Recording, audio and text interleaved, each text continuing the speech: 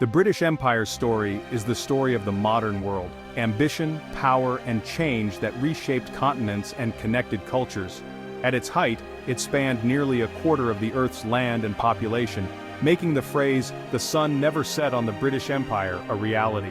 But this is more than maps and numbers. It's a deeply human story, filled with dreams, suffering, and legacies that still shape us.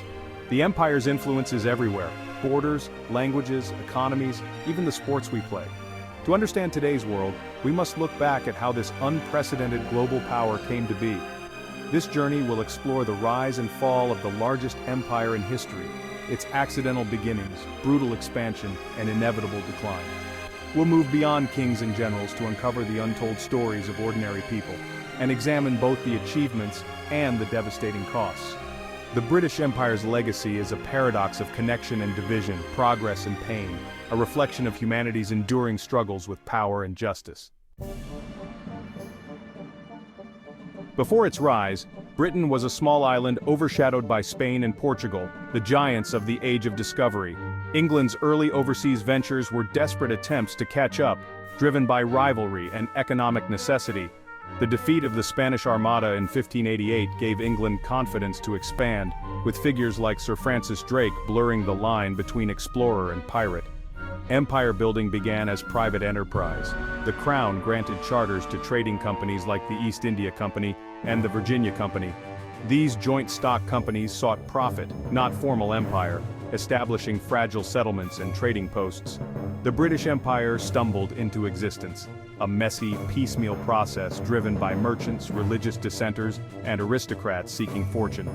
The government often reacted to protect private interests or counter rivals like France and the Netherlands. This chaotic beginning, rooted in commerce and competition, laid the groundwork for a far more powerful imperial structure. Britain's global ambition was born not from a master plan, but from a scramble to survive and thrive. The First British Empire from the 1600s to the late 1700s focused on the Americas and the Caribbean. Colonies like Jamestown and Plymouth were founded by settlers seeking opportunity or religious freedom, but survival was harsh and often came at the expense of indigenous peoples. In the Caribbean, sugar plantations thrived on the backs of enslaved Africans, fueling the brutal triangular trade. British ships carried goods to Africa, enslaved people to the Americas, and returned with sugar, rum, and cotton, profits that powered Britain's industrial rise. Rivalry with France defined this era, culminating in the 7 Years' War, which secured British dominance in North America. Yet, victory brought debt. Britain taxed its American colonies, sparking cries of no taxation without representation. The American Revolution shattered British prestige and ended the First Empire, proving that colonial populations would not be ruled without a voice. This loss forced Britain to rethink its imperial strategy. The seeds of collapse were sown in the very success of the First Empire. Britain's imperial ambitions would soon pivot eastward. After losing America, Britain turned to Asia, especially India, marking the start of the Second British Empire. The East India Company began as a trading firm under the Mughal Empire, but as Mughal power waned, the company seized its chance. Through alliances, warfare, and annexation, the company transformed into a military and political force, culminating in the 1757 Battle of Plassey. Control of Bengal brought immense wealth, but also exploitation. India's industries were dismantled and its resources plundered. Company rule led to corruption, famine, and unrest, erupting in the violent 1857 Indian uprising. After suppressing the rebellion, the British Crown took direct control. India became the jewel in the crown. The empire's focus shifted from settlement to conquest and administration. India's fate was now tied to Britain's global ambitions. The Second Empire was built on profit, power, and the subjugation of millions. The late 1800s saw a frantic scramble for Africa, as European powers carved up the continent for resources and prestige. The Berlin Conference of 1884–85 formalized the partition, with borders drawn by Europeans, ignoring Africa's realities. Britain's ambitions were vast. Dreams like the Cape to Cairo Railway drove expansion, led by figures like Cecil Rhodes. Imperialists justified conquest with the white man's burden. masking exploitation as a civilizing mission. African societies resisted but faced overwhelming military force and new technologies. The conquest was violent, dismantling societies and imposing foreign rule. Artificial borders created lasting instability. The new imperialism was about economic gain, national rivalry, and racial ideology. Africa's fate was decided in European boardrooms, not African villages. The scars of this era still shape the continent today.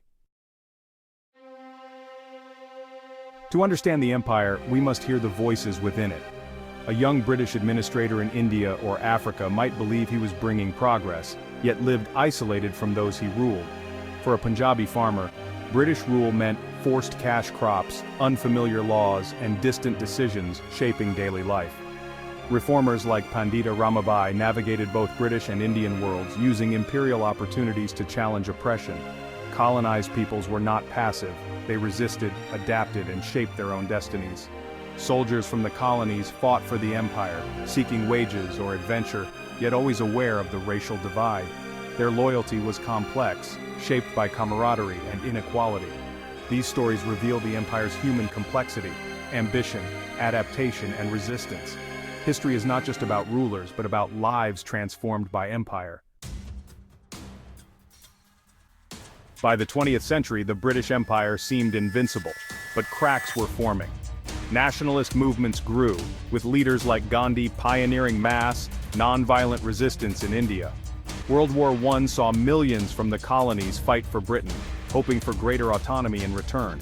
Instead, post-war disappointment and events like the Amritsar massacre fueled demands for independence. Ireland's War of Independence and the economic toll of war weakened Britain's grip. World War II delivered the final blow. The fall of Singapore exposed British vulnerability, and the empire was left bankrupt and dependent on the US. The rise of anti-imperialist superpowers and exhausted resources made empire unsustainable. The myth of British invincibility was shattered. The question was no longer if the empire would end, but when. The age of empire was drawing to a close, the world was changing, and so was Britain's place in it. After World War II, decolonization accelerated. India's independence in 1947 set a precedent, though partition brought tragedy and violence. The 1950s and 60s saw a wave of independence across Africa and Asia, some peaceful, others marked by brutal conflict. Britain tried to manage decline by forming the Commonwealth, but not all transitions were smooth. Kenya's Mau Mau uprising and the Suez Crisis revealed the limits of British power. By the late 1960s, most of the empire was gone. The 1997 handover of Hong Kong marked the final sunset. The rapid collapse was driven by nationalist movements, economic exhaustion, and pressure from new superpowers. The empire that once spanned the globe dissolved in a generation. What remained was a scattering of small territories and a legacy that would shape the world. The sun had finally set on the British Empire. The age of imperial dominance was over. The British Empire's legacy is everywhere. English as a global language, parliamentary systems, and shared institutions. But it also left deep scars. Arbitrary borders, economic dependency, and the psychological wounds of colonialism. Calls for reparations and debates about identity reflect unresolved pain.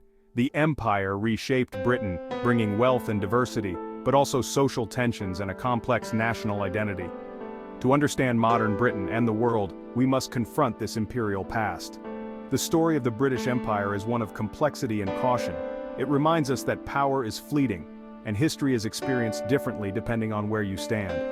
As we face today's global challenges, the empire's story offers a sobering lesson on the costs of ambition and the enduring human desire for freedom.